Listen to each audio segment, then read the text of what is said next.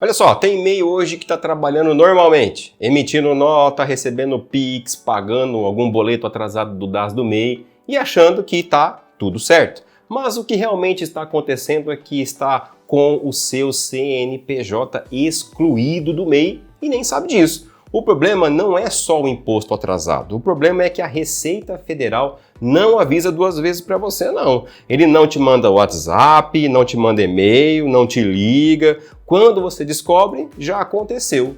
Já virou dívida ativa, seu nome foi para o cartório de protesto, você já perdeu o Simples Nacional, já não consegue mais voltar para o MEI. E aí que vem aquela frase clássica que eu ouço toda semana por aqui. Mas eu nem sabia disso, Odair, o que eu faço agora? Meu Deus, me ajuda, né? É sobre isso que eu vou falar com você neste vídeo de hoje e os cuidados que você tem que ter na regularização fiscal do MEI e o retorno para o Simples Nacional. Vamos lá!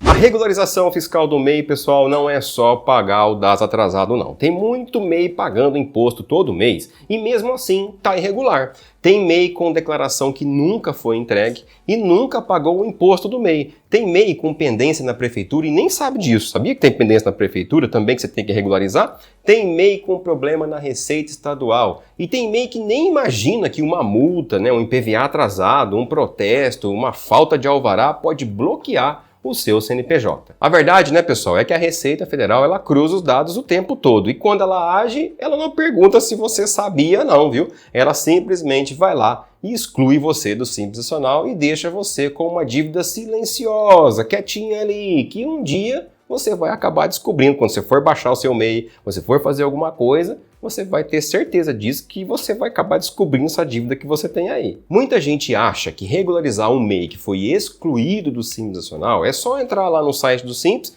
fazer o pedido de volta para o MEI, que tá tudo certo. Isso, gente, é uma parte do processo, é um pedacinho assim do processo que você tem que fazer. Outros acham que é só fazer o parcelamento e pronto. Vai lá, parcela na Receita Federal, parcela na Procuradoria e beleza, tá tudo certo, resolveu o problema. Só que o erro começa aí, pessoal, porque existe dívida que ainda está na Receita, existe dívida que já foi para dívida ativa lá na Procuradoria, existe pendências que bloqueiam o seu Simples Nacional, existe pendência que impede você de retornar para o MEI e existe situação que se você fizer fora de ordem, você mesmo fecha as portas para regularizar o seu MEI depois. E isso não aparece claro para você lá no site da Receita, do Simples, assim, clica aqui, passo 1, passo 2, passo 3. Não vem escrito assim de uma forma facinho para você seguir o passo a passo de tudo, para resolver todos os seus problemas. Infelizmente a gente não tem isso. São pedaços que você tem que resolver num quebra-cabeça para resolver os problemas de regularização fiscal do MEI. E muita gente se enrola com isso. Olha só um caso que chegou aqui para mim dos comentários de vocês aqui do YouTube mesmo. A pessoa foi fazer uma entrevista de emprego,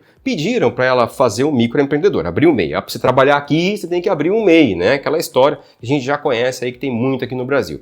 Acredito que ela nem sabia o que era isso direito, viu? Depois o emprego acabou não dando certo e a pessoa ficou aí com mais de 2 anos e nunca fez nada com seu CNPJ. Nunca pagou um imposto e tentou fazer a baixa do MEI, mas não conseguiu. Apareceu uma mensagem lá que a pessoa não entendeu o que é. Igual a essa pessoa que está aparecendo para você, existem milhares de outras pessoas no Brasil que nem sabem que tem essa dívida. Essa pessoa, gente, deve estar aí por baixo com uma dívida que passa dos R$2.000 fácil. E se você deixar para lá isso não vai resolver sozinho. Não é assim que resolve. Uma hora ou outra você vai acabar tendo que resolver essa situação. E se você é MEI ou trabalha com MEIs ou pretende continuar sendo MEI, você já se inscreve aqui no nosso canal. Eu sou o Odair Bergamo, sou contador, consultor de empresas e eu te ajudo a entender o que acontece com o seu negócio na sua vida financeira, separando o que é verdade e o que é sensacionalismo, que tem muito por aí, Regularizar as pendências de um MEI, pessoal, exige entender 3 pontos antes de fazer qualquer coisa. Primeiro, qual é a pendência do MEI? Segundo, onde ela está? Onde essa pendência está localizada? Qual que é o órgão que essa pendência está? E o terceiro, o que essa pendência bloqueia do seu CNPJ? Tem dívida que você pode parcelar fácil. Tem dívida que se você precisa quitar, realmente você precisa pagar aquela dívida. Tem situação que você precisa resolver uma declaração antes. E tem caso que se você tentar pular etapa, você perde qualquer chance de reenquadramento futuro do seu microempreendedor. Por isso que eu não ensino todo esse processo em um vídeo aqui no nosso canal do YouTube, porque cada detalhe errado que você fizer ali, se você não tiver noção do que você está fazendo, você pode ficar fora do MEI e isso vai dar muita dor de cabeça para você, que você acaba não conseguindo fazer todo o processo. Então eu vou te mostrar agora, resumidamente, um pouco sobre tudo que você precisa entender da regularização fiscal do MEI e da volta para o Simples Nacional de um microempreendedor. Vamos lá para o computador. Então vamos lá, antes de você fazer o pedido de volta para o MEI, primeiro você tem que regularizar as pendências do seu CNPJ. E a regularização de pendências consulta a primeira fase na consulta e identificação dessas pendências, né? O que você vai fazer nesse sentido?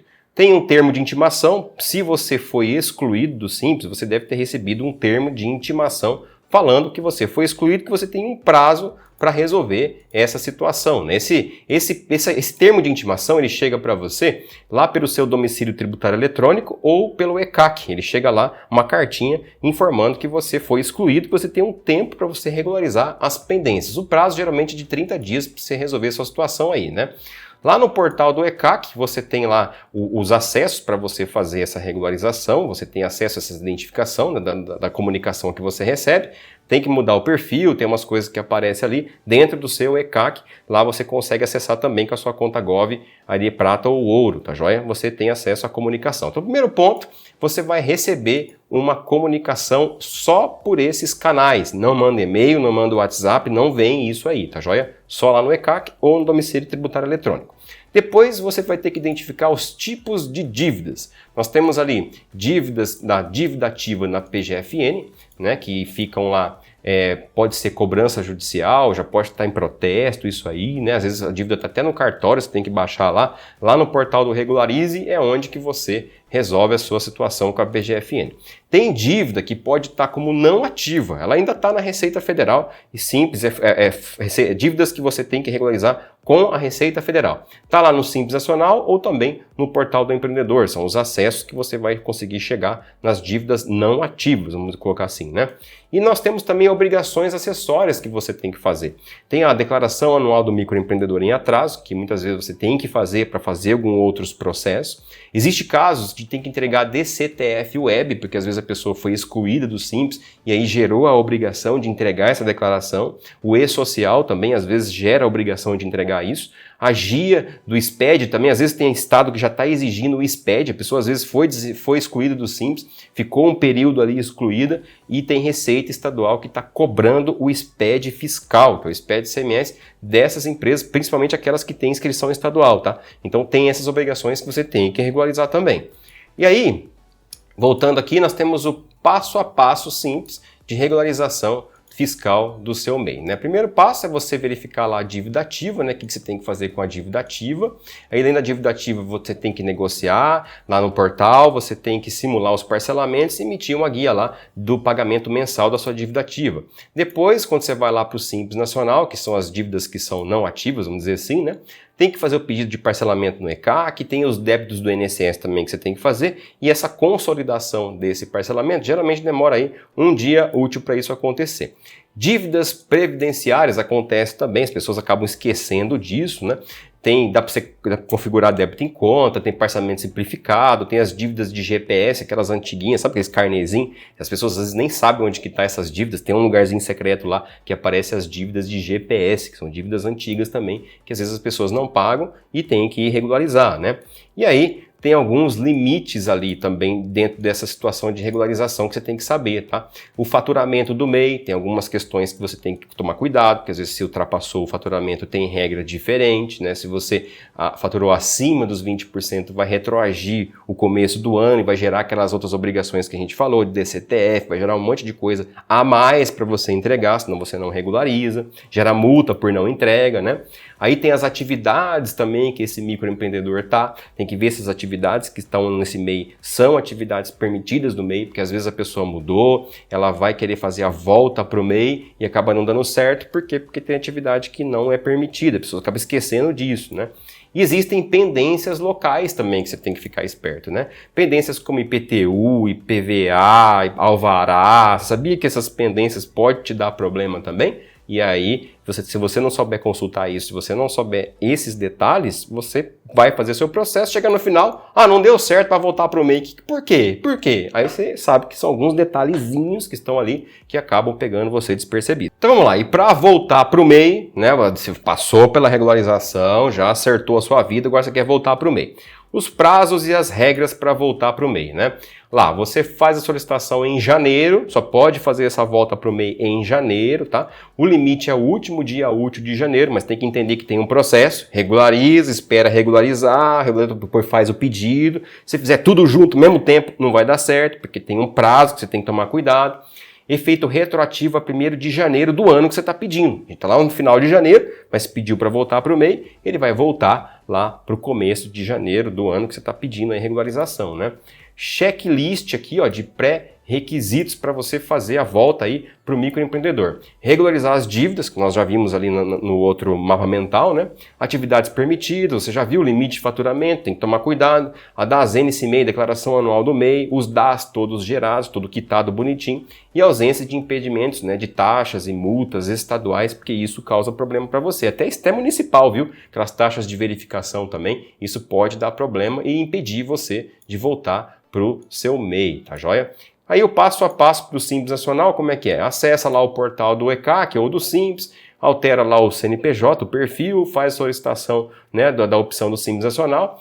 É bem simples, essa parte é simples, tá? A volta para o MEI, ela não é tão complexa assim. O problema é regularizar as dívidas, porque assim, se a pessoa está fora do Simples, é porque ela está fora do Simples, não é à toa. Ela está fora do Simples porque ela devia imposto, né? Então ela tem que regularizar os impostos, não é só pedir a volta do mês sem regularizar os impostos, né? O processo de volta para o Simples não é tão complexo. O complexo é regularizar as pendências. E aí o passo a passo para o enquadramento do CIMEI, primeiro você faz o pedido do Simples e depois você faz o pedido de enquadramento do CIMEI, né?